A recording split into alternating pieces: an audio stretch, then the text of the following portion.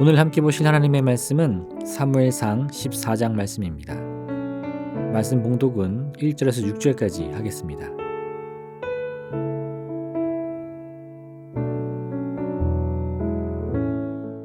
하루는 사울의 아들 요나단이 자기의 무기 든 소년에게 이르되 우리가 건너편 블레셋 사람들의 부대로 건너가자 하고 그의 아버지에게는 아뢰지 아니하였더라.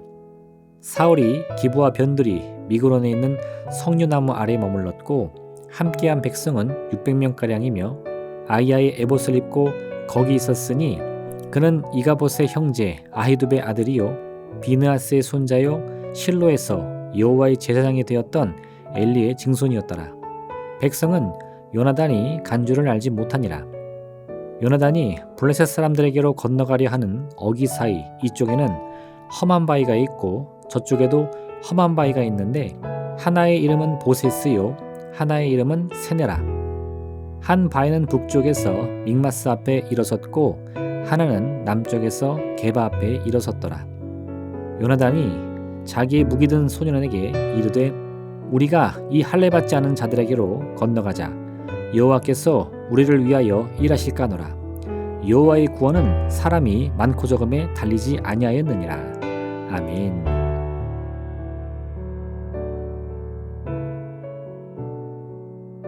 사울은 사무엘을 기다리지 않고 자신이 번제를 직접 드렸습니다. 사무엘은 이런 사울의 선택이 결코 하나님이 원하시는 일이 아니었다고 말합니다. 하지만 사울은 결국 블레셋 군대를 물리치며 승리합니다. 그리고 사무엘상 14장은 사울의 어리석은 선택에도 불구하고 어떻게 하여 이스라엘 군대가 승리할 수 있었는지 그 이유를 설명해 줍니다. 사울의 아들 요나단은 사울과 달리 철저하게 하나님을 의지하는 사람이었습니다. 그래서 그는 이 전쟁의 승패가 군사의 많고 적음에 달려있는 것이 아니라 하나님의 도우심에 있음을 믿었습니다. 사울이 사무엘을 기다리지 않고 자신이 임의대로 제사를 주관한 이유는 당시 상황이 너무 긴박했기 때문이었습니다. 블레셋의 군대는 해변에 모래알같이 많이 모여 있었고 그들은 언제든 이스라엘을 향해서 돌진할 태세를 갖추었습니다. 그런데 이에 맞서는 이스라엘 군사들은 이미 사기가 바닥으로 떨어져서 자신들을 위협하는 블레셋 군대의 위용을 보고서는 뿔뿔이 흩어져 도망치기 바빴습니다. 그런 이 싸움은 누가 보더라도 이스라엘에게는 참으로 힘들고 어려운 상황이 될 것임이 분명해 보였습니다.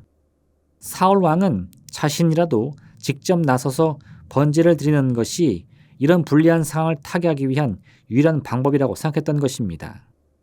그런데 사울의 아들 요나단은 사울과는 달리 이런 불리한 상황에서도 겁을 먹거나 두려워하지 않습니다. 오히려 더욱 용기를 내어 자신의 무기를 담당하는 종과 함께 단 둘이서 적진을 향해 나가고자 합니다. 블레셋 군대는 병거가 3만이요 마병만 해도 6천이 넘는 병사였습니다. 그런데 사울 왕을 따르는 군사들은 고작 600명밖에 남지 않았습니다. 하지만 이런 눈에 보이는 환경이나 증거들만 따라가다가는 두려움에 사로잡혀 달아난 병사들처럼 그저 가만히 앉아서 패배와 죽음을 기다려야 할 뿐이었습니다. 그렇기 때문에 요나단은 절대적으로 불리한 상황에서 오히려 더욱 적극적인 모습으로 적진을 향해 나가기를 결심한 것입니다. 그는 이렇게 말합니다. 우리가 이 할례 받지 않은 자들에게로 건너가자. 여호와께서 우리를 위하여 일하실까 하노라. 여호와의 구원은 사람이 많고 적음에 달리지 아니하였느니라. 그렇게 요나단은 자신을 따르는 병사 한 명만을 데리고 가서 블레셋 군대와 맞섭니다. 그리고 이 둘은 수명이 넘는 블레셋의 병사들을 쓰러뜨립니다.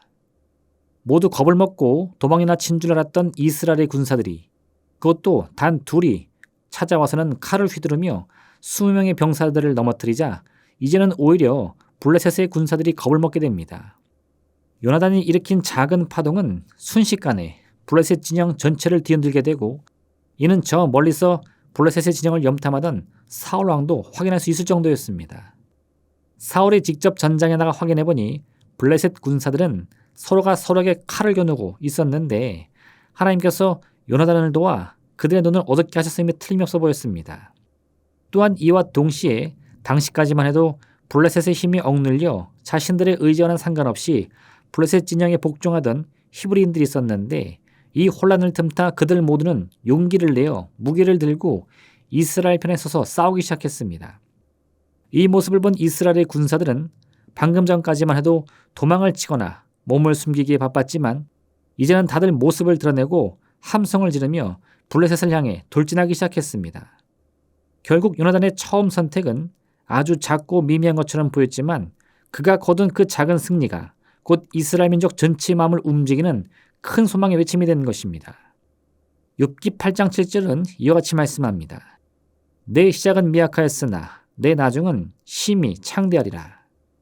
이와 같이 위대한 역사가 일어날 수 있었던 이유는 요나단의 고백과 같이 하나님의 구원이 사람의 많고 적음에 달리는 것이 아니기 때문이었습니다. 우리 운명의 주관자는 눈에 보이는 환경이나 조건이 아닙니다.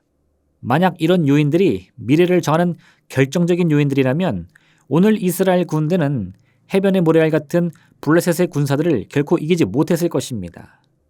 많은 병사들이 이와 같이 생각하므로 그들은 모두 두려움과 절망 속에서 싸우기도 전에 패배를 인정하고 말았습니다.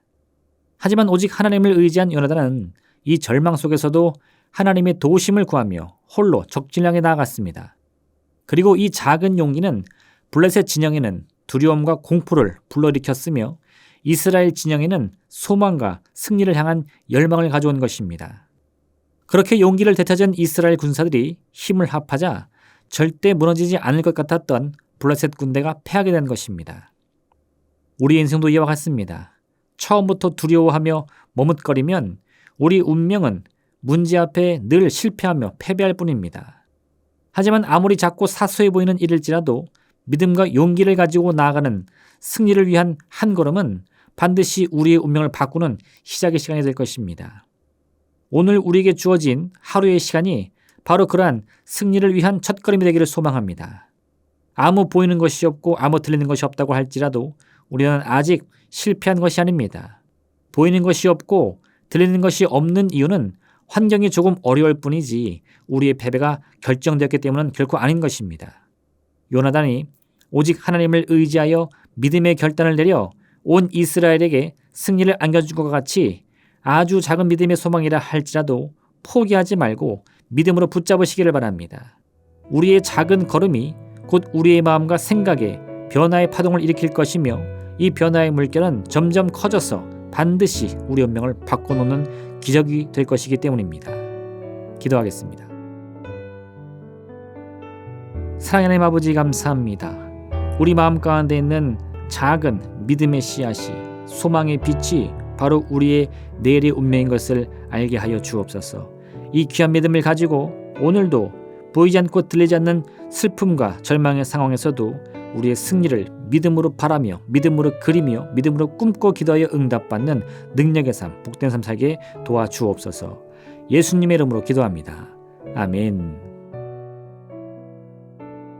하늘에 계신 우리 아버지, 아버지의 이름을 거룩하게 하시며 아버지의 나라가 오게 하시며 아버지의 뜻이 하늘에서와 같이 땅에서도 이루어지게 하소서.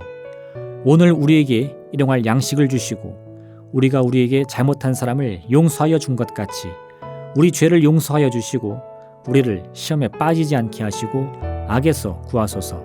나라와 권능과 영광이 영원히 아버지의 것입니다. 아멘.